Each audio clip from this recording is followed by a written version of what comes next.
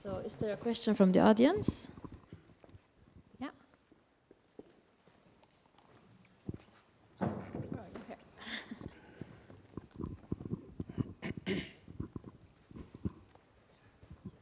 Thank you. My name is Hans Peter. I'm a journalist from Switzerland, and my question is, what impact have the radical animal activists, such as Sea Shepherd, have had on small coastal whaling, be it in Taiji or in the Faroe Islands?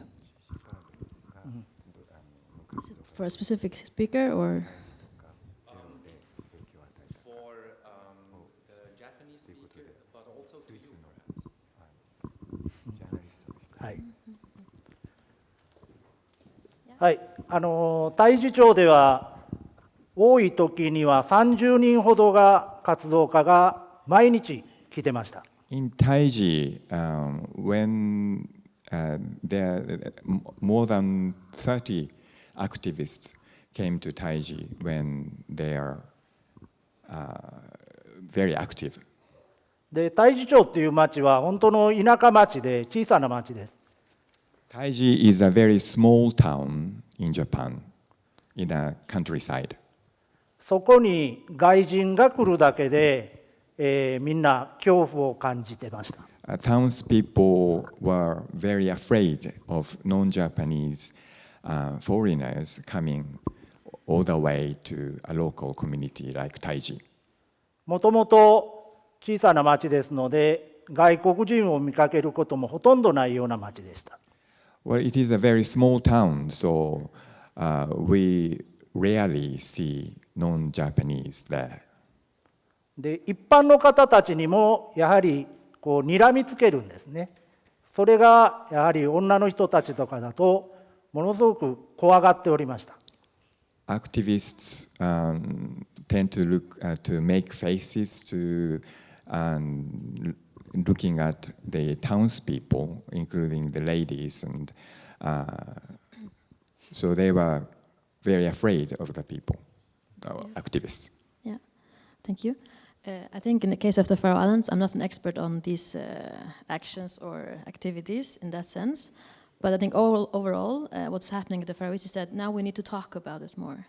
Before in time it was something that was practiced and you did it as a tradition or a need, but now we're actually talking a lot about it, so the Faroes are maybe learning to discuss it in English and going outside the Faroe Islands to talk about it. I think. Elisabeth, maybe you want to say something? I agree. I can maybe add that I think that we found when we were analyzing these narratives and these discussions between anti-whalers and Faroese people, we found that it's somehow also stimulated a reflection inside Faroese people about why this practice is important and why it makes sense and so that I think it is like a reflection on the meaning of the practice, which is really interesting. Yeah. Yeah, thank you. And now we have a question up here. Thank you. Hello, Tim Eckott. I'm also a journalist from the Telegraph in London. Over the last day and a half, we've had a sequence of presentations which all stress the different ways in which marine mammal harvesting can be sustainable and can bring all kinds of benefits and raise interesting questions about how we use all kinds of our earthly resources. I would just like, again, I'm afraid, the gentleman from Taiji to address something which is missing from his presentation, which is the main criticism of what happens in Taiji is that the sustainable catch and eating of small cetaceans is subsidiary to the capture of live cetaceans for sale to marine parks. Could you please address that and comment on whether those allegations have any validity?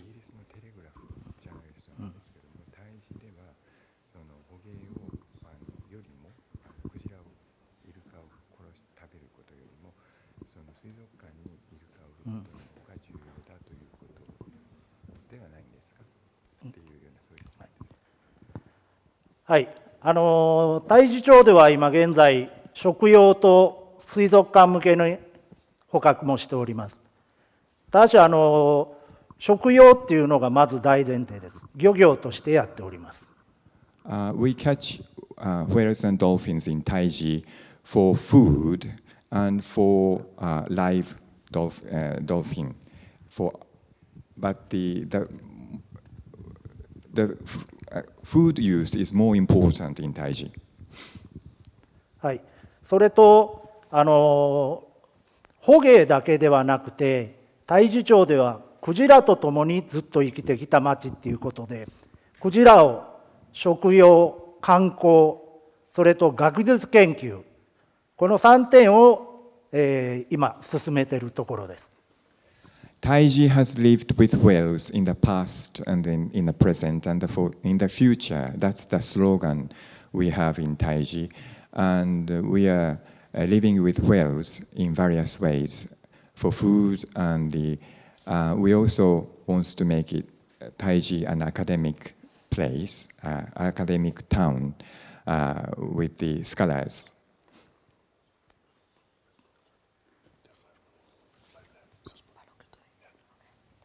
Yeah, thank you. And we have some questions over here.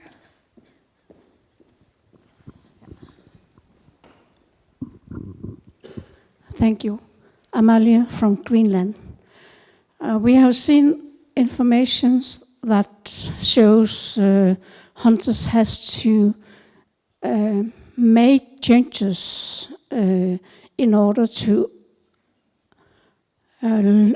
like the not to show too much blood in hunting.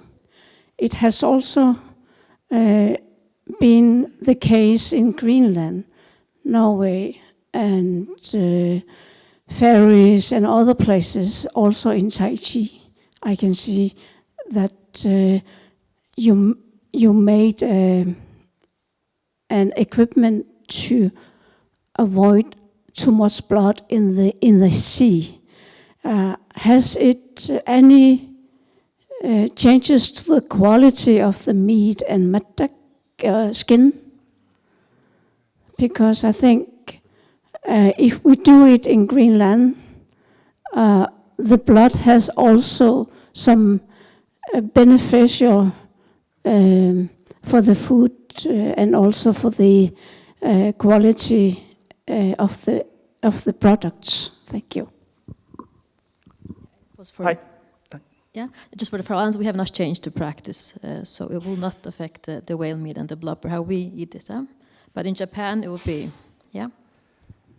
はい、捕殺してから解体までかかる時間が、30分以内です。屠殺場から解体の場所まで運ぶのに。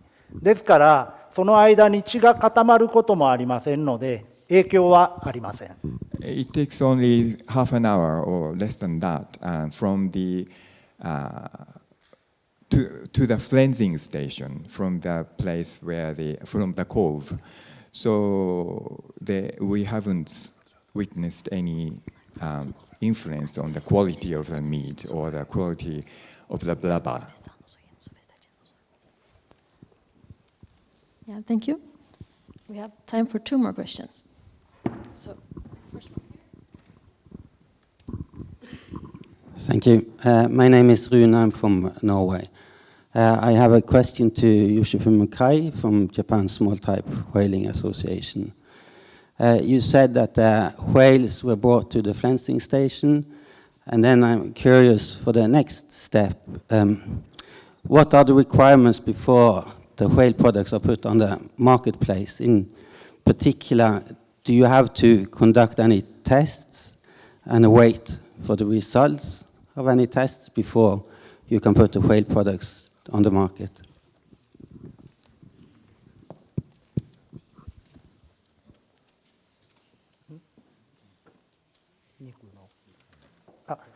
Mm. 検査はしておりません。ただし解体場市場自体が衛生管理型市場って言いまして、日日本の国内でも13カ所しかまだ認められていない衛生管理型の解体場になっております。The cleansing station is in Taiji is highly hygienic place, and it's one of the 13. There are only 13 those quite clean facilities, cleansing facilities in Japan, and the Taiji's facility is one of them. So we cleanse the dolphins and whales there, and we are proud that our product will be quite hygienic and clean. So that means you do not need to conduct any tests for any particular substance before the meat is put on the market. Yeah, sorry, that's right. Thank you. Thank you. And Shane? You have a microphone. Yes, hello, this is Shane Mahoney. I have a question for Anatole. How is it possible for the sealers in the Estonia region to achieve the status for their particular hunt, the status of intangible cultural heritage? What was specific about it there that, for example, would not allow those of us who come from other sealing nations would not be able to do the same? Thank you. It's a good question. I think in the Estonian case is very interesting because it's relatively unknown around the world, and especially in the northern hemisphere. It's unknown, and they hunt only maybe 20 to 30 seals per year, so it's a very small number of seal hunt. So I think thanks to that, and also maybe thanks to the Soviet time, because it was quite far away from western part of Europe and other countries like that, they still continue to achieve their goals on cultural heritage and sealing. So yes, I think it's quite different than other countries, like for NAMMCO countries, because for NAMMCO countries, hunting activities are very popular and also very frequently quoted in the medias and very well known by also NGO activists and other kind of stakeholders like that. So yes, I think it's totally different. And furthermore, in Estonian Kihnu, as I said, they classified their not only the sealing, but all the traditional way of life. So sealing, but also fishing activities, traditional costumes, dances, and so on. So not only seal hunt, but also all of their relationships to nature and local environment. Thank you very much. We're very short on time. There's time for one more question, and if you want to ask them, please talk to them in the break. So last question for you. This is a question for Elisabeth. It was what you gave a beautiful talk. My question was, have you thought of any mechanisms or how to